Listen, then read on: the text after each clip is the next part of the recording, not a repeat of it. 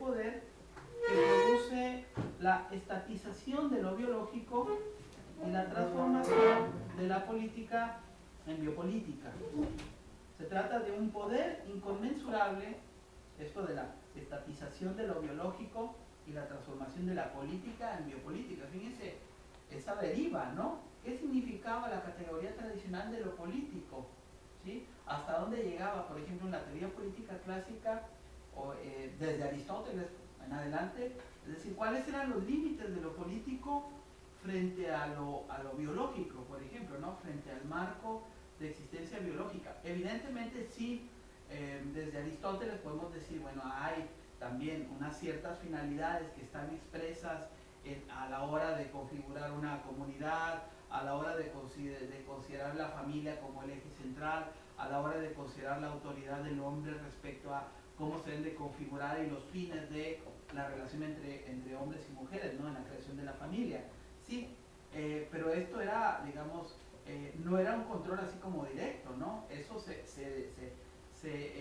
deducía, por así decirlo, o se realizaba a partir de un supuesto general, ¿sí? Y había un marco de libertad para hacerlo o no hacerlo, ¿sí? Pero en la experiencia de la modernidad, ya lo va describiendo muy bien en La voluntad de saber, en la experiencia de la modernidad, este poder empieza a ser cada vez más presente por diversos mecanismos y en diversas formas. En particular, creo que en La voluntad de poder, La voluntad de saber, perdón, Foucault habla, por ejemplo, de la política de sanidad para regular la prostitución en la Inglaterra victoriana, ¿no? Es decir, también en una situación muy sui generis, ¿no? De una moralidad, lo que ya se llama la moralidad victoriana, la moralidad conservadora, ¿no? Recuerden esta Inglaterra que es potencia colonial, etcétera, etcétera, que desarrolla una serie de valores y de principios y de discursos. Y por el otro lado esta otra Inglaterra, ¿no? Donde se van constituyendo toda esta zona oscura, esta zona roja, esta zona gris, ¿no? De la existencia, de la vida misma, ¿no? Recordemos siempre que el beneficio de unos pocos será a la costa de la opresión de los muchos, ¿no? Y las historias que se producen a partir de eso, ¿no? Los barrios obreros, la pobreza, la contaminación, etcétera, etcétera. Estoy evocando el ejemplo de la Inglaterra, la potencia colonial inglesa en el siglo XIX, ¿no? Decíamos, se trata en el sentido estricto del origen de una tecnología de poder, subrayo esto de tecnología de poder, que produce la estatización de lo biológico y la transformación de la política en biopolítica. Un poder inconmensurable y excesivo respecto del derecho soberano tradicional que aparece cuando el hombre tiene técnica y políticamente, la posibilidad no solo de disponer de la vida propia y ajena, sino de hacerla proliferar, incluso fabricándola a partir de un modelo propio. Es decir, una creación de sujetos, vamos a decirlo así, ¿no?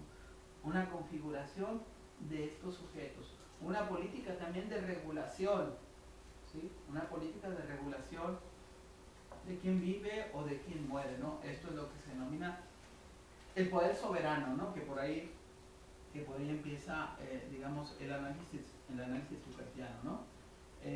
Pues un poco empezamos, ¿no? Aquí con esto, aquí también puede ir comentando César, ¿sí? Si quieres ir introduciendo algunas cuestiones.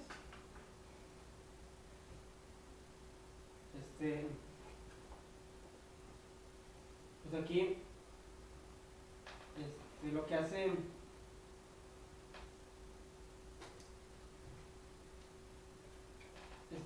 Foucault es que nos muestra dos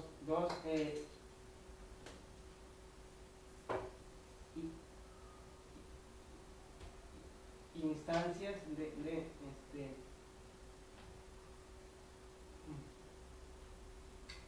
poder que se basa una en la anatomopolítica que se aplica al cuerpo por medio de técnicas de vigilancia y las encontramos en instituciones punitivas. Aquí hago para un poquito, bueno, ya un poquito lo hemos estado configurando, ¿no? Técnicas de vigilancia, ¿sí?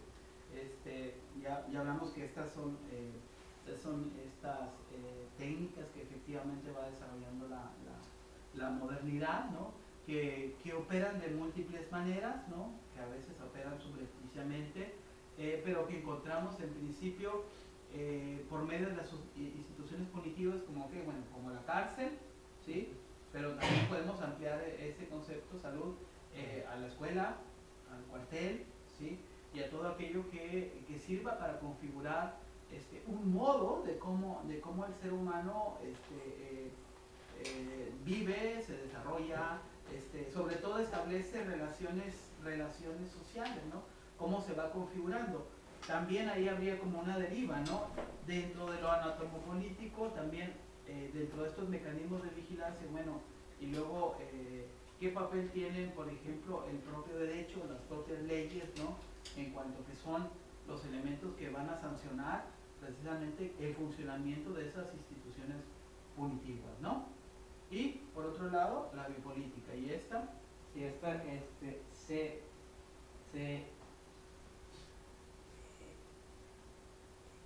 ejerce sobre la población, la vida y los seres vivos. Entonces aquí, bueno, es un poco lo que ya habíamos comentado, ¿no? Cómo empieza a haber una política, por ejemplo, de sanidad, ¿no? Damos el ejemplo de la Inglaterra victoriana, pero piensen ustedes también que el desarrollo de la tecnología, por ejemplo, el desarrollo que se da en el siglo XX, luego permite una serie de mecanismos más específicos respecto a este control biopolítico, ¿no? Pensemos desde el uso de pastillas anticonceptivas, ¿no? Como mecanismos de anticoncepción, hasta las esterilizaciones forzadas, por ejemplo, que son las formas más radical desde el control biopolítico, que es decir, es el control del cuerpo, es el control de las capacidades de vida que se habían dado, ¿no? Leo un poquito más y seguimos con el siguiente punto.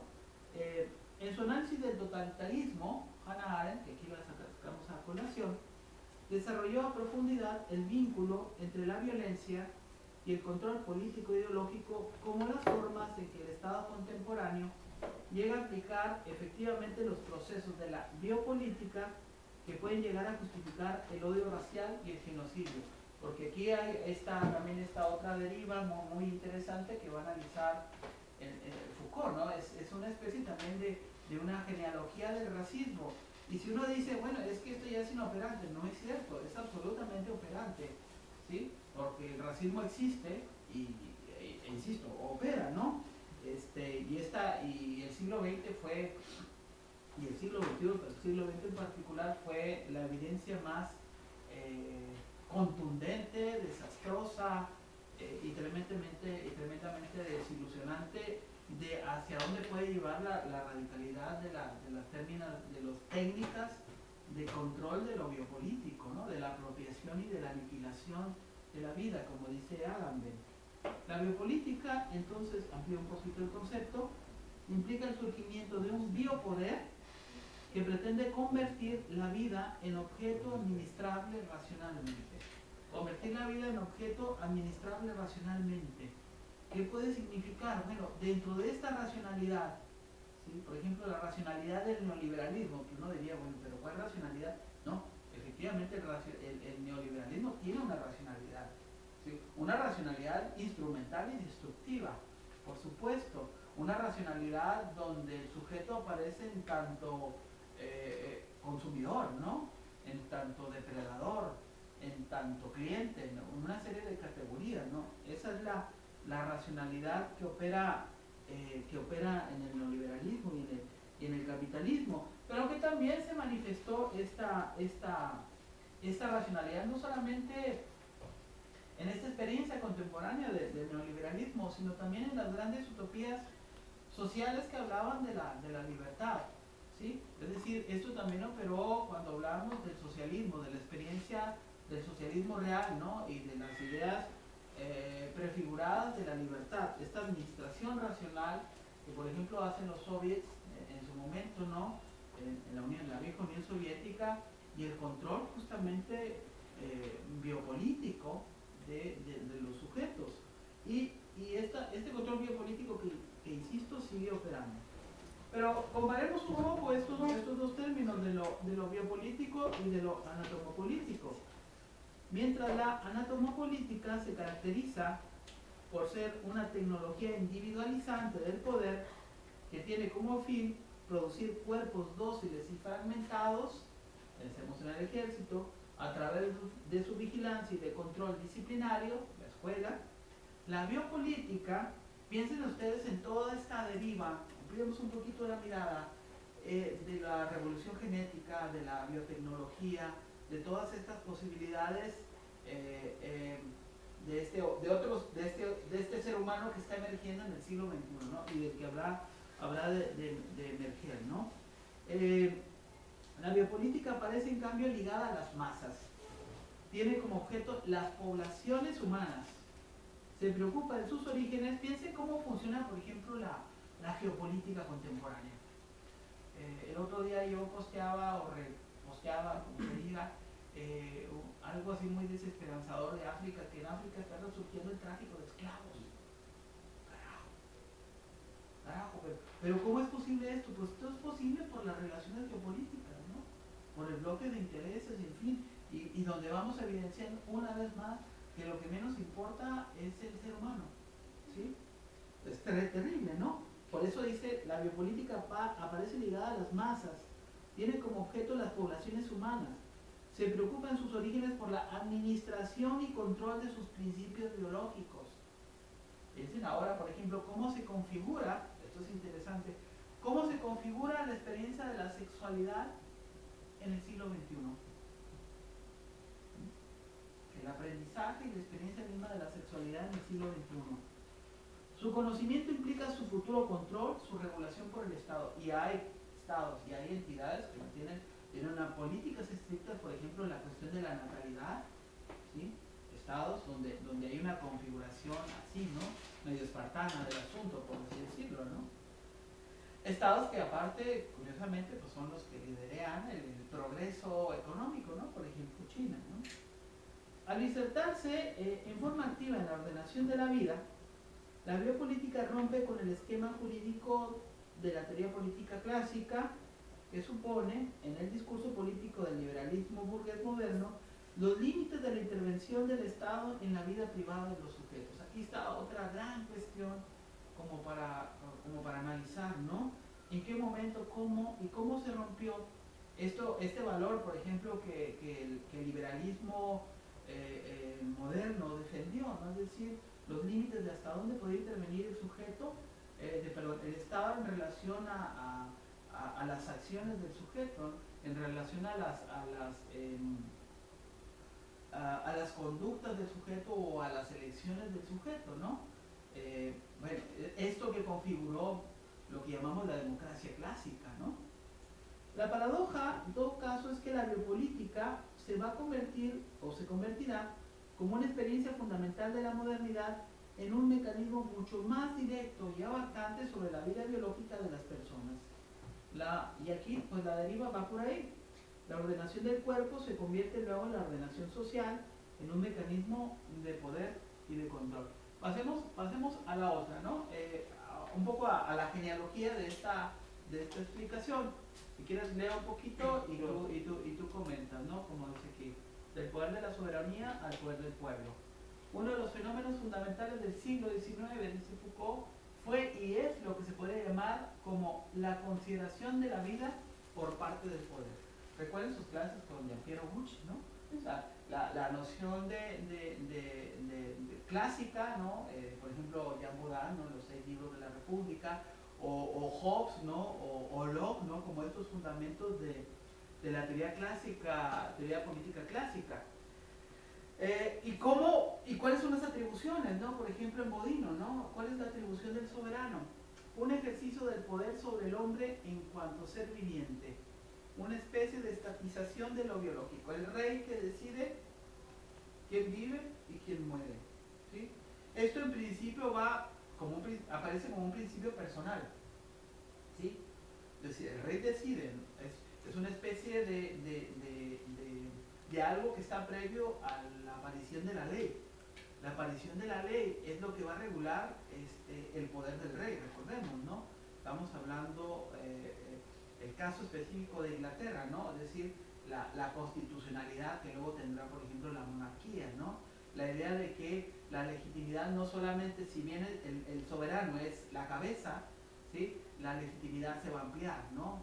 La base que va a permitir que el rey ejerza el poder que luego es teorizado como aquel poder investido por el pueblo, ¿no? Ahora sí, la caracterización del pueblo, las atribuciones del soberano, las responsabilidades del soberano respecto al pueblo y las obligaciones del pueblo respecto al soberano, ¿no? Por ejemplo, un ejercicio de poder sobre el hombre en cuanto a ser viviente, una especie de estatización de lo biológico. Para poder comprender lo ocurrido, será necesario referirnos a lo que era la teoría clásica de la soberanía.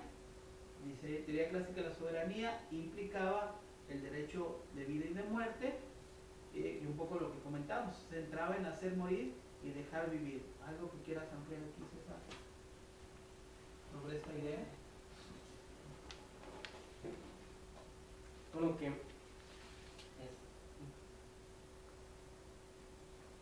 la teoría clásica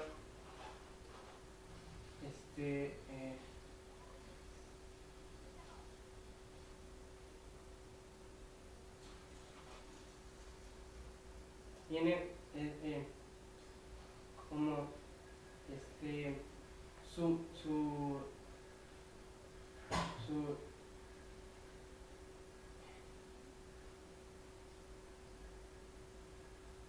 como su centro está anatomopolítica que se basa en el cuerpo, no en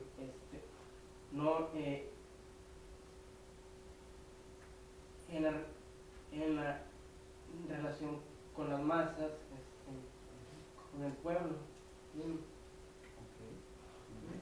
Y entonces también quizás hacer morir y dejar vivir, bueno, en principio, insisto, es una atribución como que muy unipersonal, ¿no? Un tanto, digamos, caprichosa, ¿no?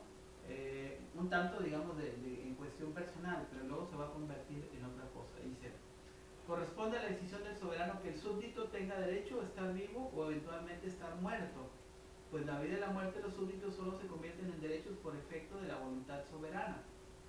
El efecto del poder, lo que hemos comentado, el efecto del poder soberano sobre la vida solo se ejerce a partir del momento en que el soberano puede matar. ¿Pero por qué puede matar? Porque está investido de una autoridad para matar. El soberano no solamente mata, no debe matar por matar, ¿no? El soberano mata, pensemos en Maquiavelo, solamente cuando es necesario hacerlo. Es decir, la decisión de quién vive y quién muere tiene que ver con una decisión racional, ¿sí? ¿Por qué? Porque si no ya sabemos los efectos de aquel que mata solamente por capricho. Es decir, no es una cuestión del azar y no es una cuestión meramente de una voluntad, ¿no? Caprichosa. El derecho de matar posee en sí mismo la esencia de ese derecho de vida y muerte. En el momento en que puede matar, el soberano ejerce su derecho sobre la vida. Y esto, por supuesto, tiene consecuencias en la manera en que se va configurando la experiencia de la comunidad política. Pero veamos, hacer vivir y dejar morir. Salud. Una de las transformaciones más masivas del derecho político del siglo XIX consistió en sustituir, piensen en este proceso de transformación política, de la teoría política y también de los términos en que se consideraba la autoridad política, consistió en sustituir y completar ese viejo derecho de soberanía, hacer morir o dejar vivir